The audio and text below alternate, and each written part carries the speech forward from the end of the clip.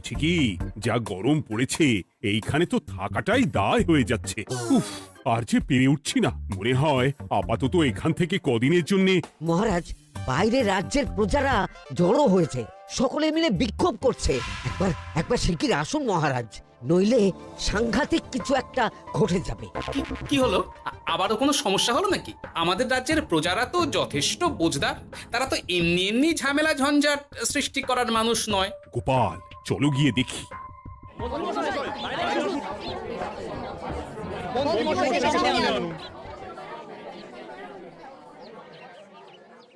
কি ব্যাপার, তোমাদের কি সমস্যা হয়েছে? এইভাবে বিক্ষোভ করছো কেন? মহারাজ, মন্ত্রী মশাইকে সামনে আনুন, তারপর বলছি কি হয়েছে না হয়েছে। সেরেছে। আরে আমাকে ডাকছে কেন? আচ্ছা, বলছি তোমরা একটু শান্ত হও। আমি বুঝতে পারছি তোমরা কিছু একটা কারণে খুবই অসন্তুষ্ট হয়েছো, তাই সেই জন্য বলছি আগে শান্ত হও, তারপর বলো মন্ত্রী মশাইকে কেন খুঁজছো, উনি কি করেছেন? গোপাল দাদা, তুমি তো জানোই রাজ্যে যা গরম পড়েছে, তার জন্য খাল বিল পুকুর নদী নালা একেবারে শুকিয়ে গেছে, চারিদিকে জলের হাহাকার। হ্যাঁ হ্যাঁ, সে তো জানি। গত সপ্তাহে এই সমস্যার কথা জানিয়ে মহারাজকে অনুরোধ করে গিয়েছিলাম যে রাজ্যের বাঁধটা যাতে খুলে দেওয়া হয়। কেন? আমি তো তোমাদের কথা রেখেছি। আমি তো দুদিন আগেই মন্ত্রীকে পর্যাপ্ত পরিমাণে মোহর দিয়ে বাঁধ খোলার কাজে পাঠিয়েছিলাম। কেন, উনি কি বাঁধ খোলেনি? সেইটা ওনাকেই জিজ্ঞাসা করুন। গত দুদিনে উনি তো বাঁধ খুলতে আসেনি, উপরন্তু আমরা ওনাকে ডাকতে গেলে উনি আমাদেরকে তাড়িয়ে দিয়েছেন। সে কি, এ তো ভারী অন্যায়। দুদিন ধরে অপেক্ষা করে আর না থাকতে পেরে আজকে আমরা এখানে এসেছি। এই অবস্থা আমরা কি করব? যদি আমাদেরকে আমাদের রাজ্য সাহায্য না করে তাহলে কোথায় যাব আমরা? ছি ছি ছি, আমি তো ভাবতেই পারছি না। মন্ত্রী, এই মন্ত্রী!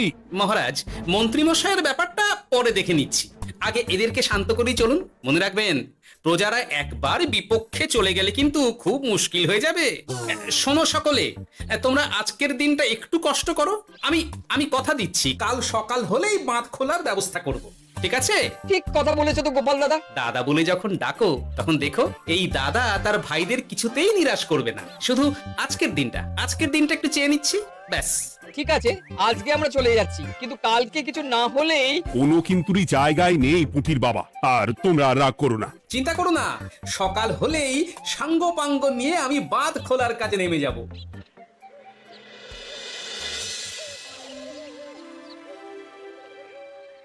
ছি ছি মন্ত্রী, তুমি এইভাবে আমায় মিথ্যে বললে।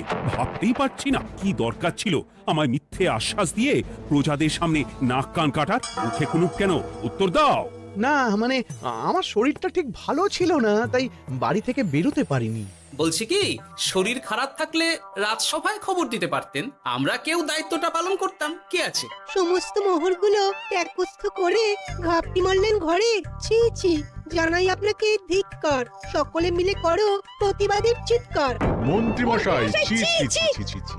মহারাজ, আপনি এক্ষুনি মন্ত্রী মশাইকে কদিনের জন্য সভা থেকে বহিষ্কৃত করুন। সে তো করবই, তবে তার আগে আমি চাই কালকে যখন বাঁধ খুলতে তোমরা নামবে, তখন সেই কাজে কোনো লোক নিয়োগ না করে অন্তিকেই বাঁধ খুলতে নামাবে। মহারাজ, এ কেমন বিচার আপনার? আমি না রাজ্যের মন্ত্রী। মন্ত্রী না ষড়যন্ত্রী। মন্ত্রী মশাই, তাহলে কালকের জন্য প্রস্তুত থাকুন। মহারাজের বাঁধ খোলার জন্য সকল মোহর তো আগেই আত্মসাৎ করেছেন, এবার শুধু কাজে নেমে পড়বেন, কেমন?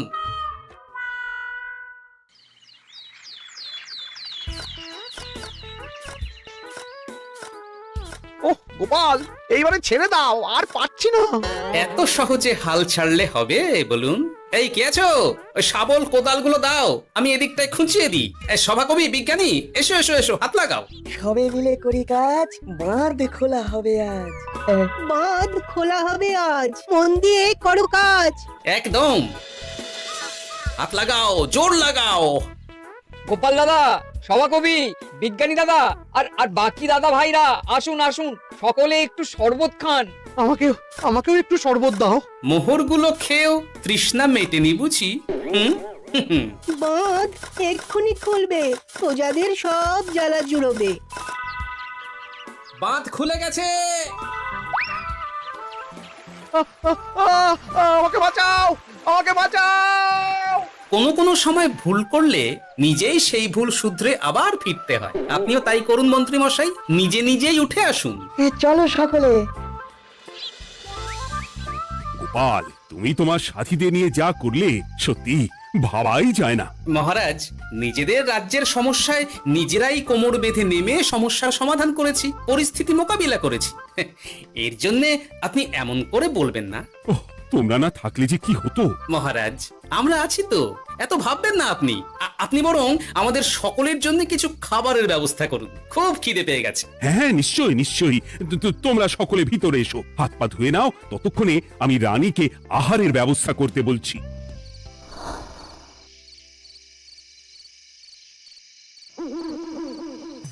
ওমা গো, ওমা বাঁচাও, কি শরীর খারাপ তাই না লাগছে গো। একে গিন্নি, বাবারে, কি হয়েছেটা কি? ও, তুমি এইভাবে এখানে শুয়ে কাতরাচ্ছ কেন? বলি তুমি এসেছো? হ্যাঁ, এই তো আমি চলে এসেছি। কি হয়েছে গিন্নি? তোমার কোথায় কষ্ট হচ্ছে? গরমে হাঁসফাঁস করছি গো, পারছি না। রান্না করতে গিয়ে খুব বাজে অবস্থা হয়ে গেছে গো, এই থেকে এইখানে পড়ে পড়ে গড়াচ্ছি।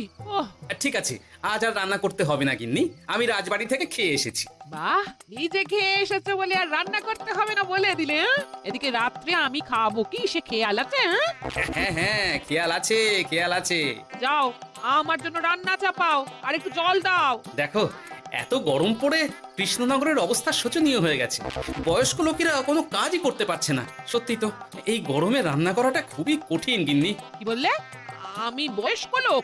আমার বয়স হয়ে গেছে, তাহলে নিজে কি? হ্যাঁ, এই না না গিন্নি, আমি তোমায় কিছু বলিনি। আমি গোটা কৃষ্ণনগরের সাধারণ বয়স্কাদের উদ্দেশ্যেই কথাটা বললাম। তোমার তো বয়স হয়েছে বলে মনেই হয় না গিন্নি। ও তাই বলো?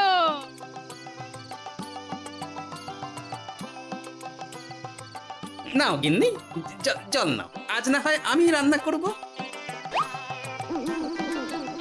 হে ভগবান, মুখের একটু লাগাম দাও। এইভাবে যখন তখন সত্যি কথা বলিও না।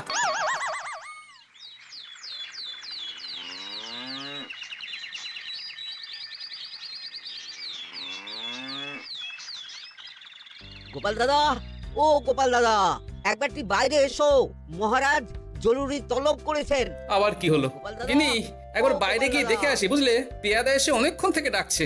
গোপাল দাদা, আচ্ছা গিয়ে গোপাল দেখো। দাদা। ও গোপাল দাদা, গোপাল দাদা, ও গোপাল দাদা,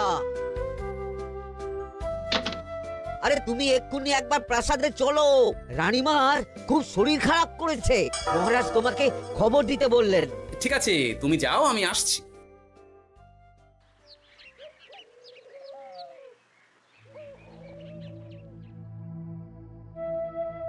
গোপাল, কি হবে বলো তো? রানী তো দুমদাম করে ব্যারামে পড়ে না। মহারাজ, ভয় পাবেন না, আমরা আছি তো।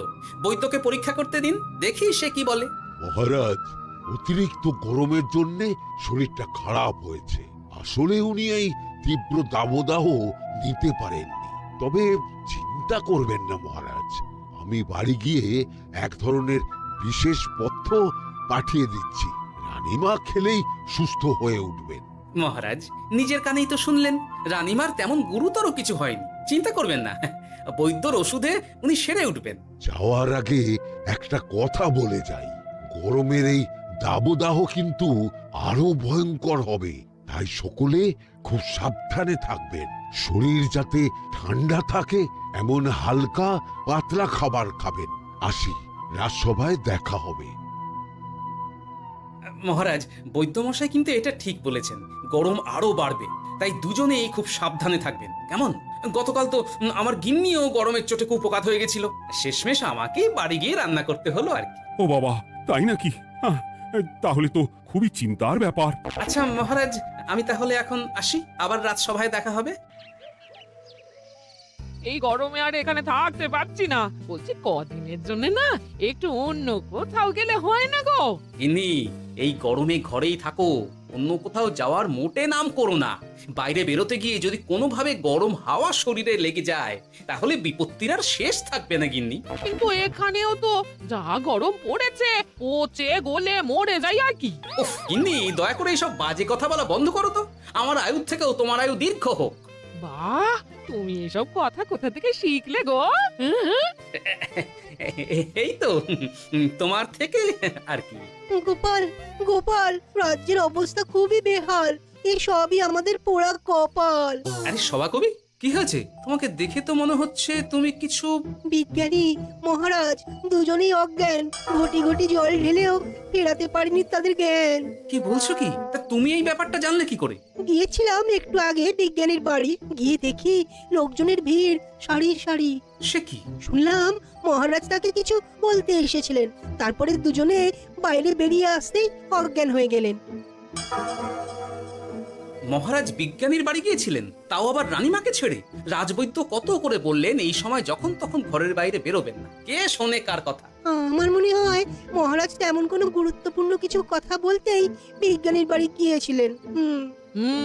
গরম কমানোর উপায় আলোচনা করতে হয় তো গিয়েছিলেন। আমাদের মহারাজ তো নিজের চোখেই দেখেছেন এই তীব্র গরমের চোটে রাজ্যের কি অবস্থা, কি অবস্থা। ঠিক বলেছো গিন্নি, আমার এই কথাটা তো মাথাতেই আসেনি। ধন্যবাদ গিন্নি, অসংখ্য ধন্যবাদ তোমায়। আমায় পরে ধন্যবাদ জানিও। হ্যাঁ, এখন আর দেরি না করে বৈদ্য মশাইকে সঙ্গে নিয়ে বিজ্ঞানী মশাইয়ের বাড়ি যাও। হ্যাঁ,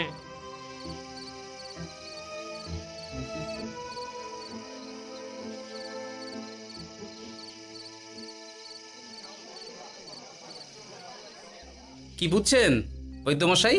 খুব একটা ভালো কিছু বুঝছি না গোপাল। দেখো, সত্যি বলতে ওই কৃষ্ণনগরের অবস্থা খুবই বাজে। তাই এখানকার মানুষেরা একে একে অসুস্থ হয়ে পড়ছে। বাইরের অবস্থাটাও তো ভালো নয়, বুঝতেই পারছো। এখন সান্ধ্যকালীন হাওয়াতেও গরমের তাত রয়েছে। দেখুন, রাজ্যের যা অবস্থা, তাতে যদি রাজ্যের মাথা থেকে সমস্ত প্রশাসনিক প্রধানরাই অসুস্থ হয়ে পড়েন, তাহলে তো ভীষণ বিপদ। সে তো বটেই। এই জন্যেই আমি বলি কি, মহারাজ সহ সকল সভাসদেরা এই রাজ্য ছেড়ে কদিনের জন্য পাহাড়ি কোনো এক জায়গায় গিয়ে থাকুন, পরিবার নিয়েই যান। দেখুন, আগে নিজেরা বাঁচলে তবে তো রাজ্যবাসীকে ভালো রাখতে পারবেন, তাই না? কথাটা কিন্তু মন্দ বলেনি বৈদ্য। গোপাল, এই গোপাল, তুমি পাহাড়ে যাওয়ার ব্যবস্থা করো।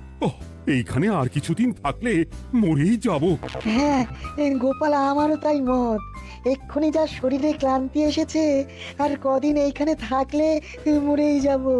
মহারাজের অনুরোধে গরম কমানোর কোনো ব্যবস্থাও তো করতে পারলাম না।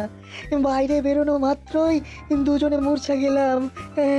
বাবা, ঠিক আছে, বুঝেছি। মহারাজ, আপনি আর এই ব্যাপারটা নিয়ে বেশি ভাববেন না। বিজ্ঞানী, তুমি আর বেশি কথা বলো না। আমি পাহাড়ে যাওয়ার ব্যবস্থা করছি। আমরা রাজসভার সকলে সপরিবারই যাব। অনেক কাজ হয়েছে, এখন কিছুদিন আমাদের বিশ্রাম দরকার।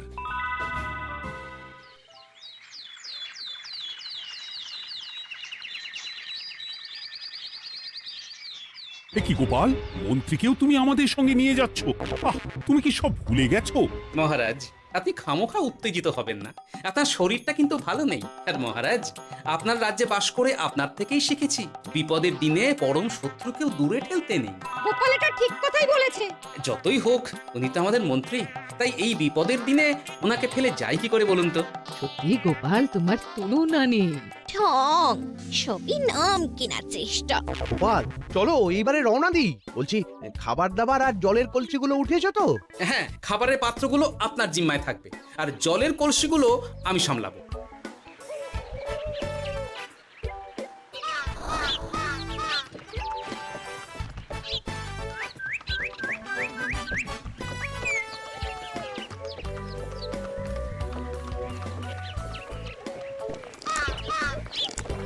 কি গো, তুমি খাবার ছেড়ে শুধুই জল খাচ্ছ?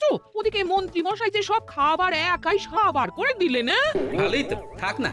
এরপরে বড় বাইরে যেতে হলে বুঝবে। আমি তো ওই জন্যই নিজের জিম্মায় শুধুমাত্র জল নিয়েছি। দেখো, জল খেলে ছোট বাইরে যাওয়ার দরকার হলে চলে যেতে পারবো, কিন্তু বড় বাইরে যাওয়ার দরকার হলে তো যেখানে সেখানে যেতে পারবো না। তাই জলই সই। কিন্তু সবার জল যদি তুমি একাই শেষ করে দিলে, তাহলে... এই রে, এটা তো ঠিক বলেছো গিন্নি। পথে ঘাটে কোনো পানীয় জলের পুকুর বা কুয়ো দেখলে জল ভরে নিতে হবে, বুঝলে?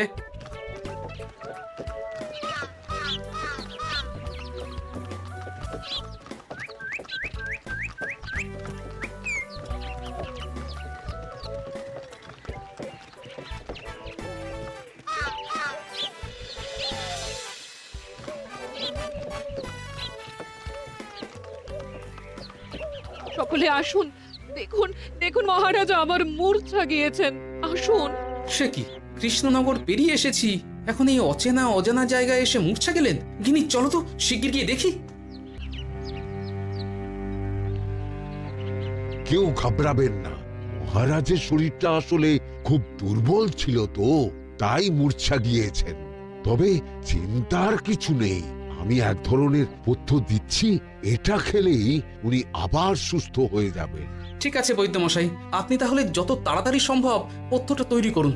হ্যাঁ, আমার এই পথ্যটা তৈরি করার জন্য একটু জলের প্রয়োজন, একটু জলের ব্যবস্থা করুন তো। এ মা, বলি গাড়িতে যে এক ফোঁটাও জল নেই গো, কি হবে? এই গোপাল, তুমি একাই সব জল খেয়ে বসে আছো? হ্যাঁ গোপাল, এখন এসব বাদ দাও, চলো একটু জলের ব্যবস্থা করি। হ্যাঁ, খানাখন্দ, খাল, বিল, নদী, সমুদ্র, যেখান থেকে পারো জল নিয়ে এসো। জল ছাড়া এই পথ্য বানানো অসম্ভব। গোপাল, এ কি করা যায় বলো? দাঁড়াও, আমি একটু ছোট বাইরে থেকে ঘুরে আসছি। হ্যাঁ, খুব জোরে বেগ আসছে, ত্যাগ না করতে পারলে বুদ্ধি খুলবে না।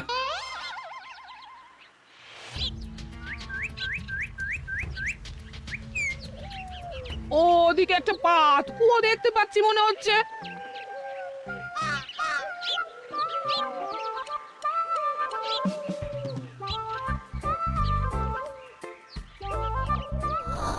জল কোথা থেকে পাবো?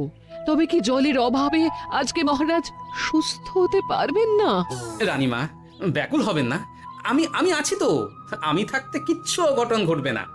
সকলে শুনুন, বিশেষত মহিলাদের বলছি, আপনারা সকলে নিজেদের কাছে যত শাড়ি আছে সেই প্রত্যেকটা শাড়ি আমাকে দিন। আমি শাড়ি জুড়ে জুড়ে লম্বা রশ্মি বানাবো, তারপর সেই রশ্মিতে বালতি ঝুলিয়ে জল তুলব। দয়া করে কেউ দেরি করবে না।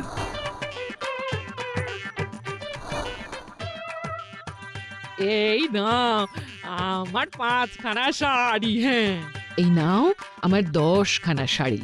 আমি বাবা আমার লতা পাতা মিনি করা শাড়িগুলো দেবো না।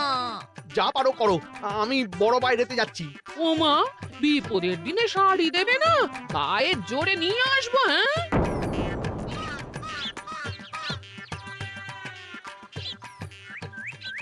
এ বাবা, এখনো কিছুটা কাপড় লাগবে তো। যা গভীর পাতকুয়া, সবার সব শাড়ি তো কাজে লাগিয়ে দিয়েছি, এখন কি হবে? আরে ওই তো কার একটা ঝোপের কাছে ধুতি পড়ে রয়েছে, যাই ওইটাই নিয়ে নি। এই গোপাল, গোপাল, আরে করো কি, ওটা তো আমার ধুতি। আরে আরে আমি এই ঝোপে বড় বাইরের জন্য এসেছি। আরে মন্ত্রী মশাই, বড় বাইরে করার সময় অযথা অন্যদিকে মন দেবেন না, তাহলে পেট সাফা হবে না।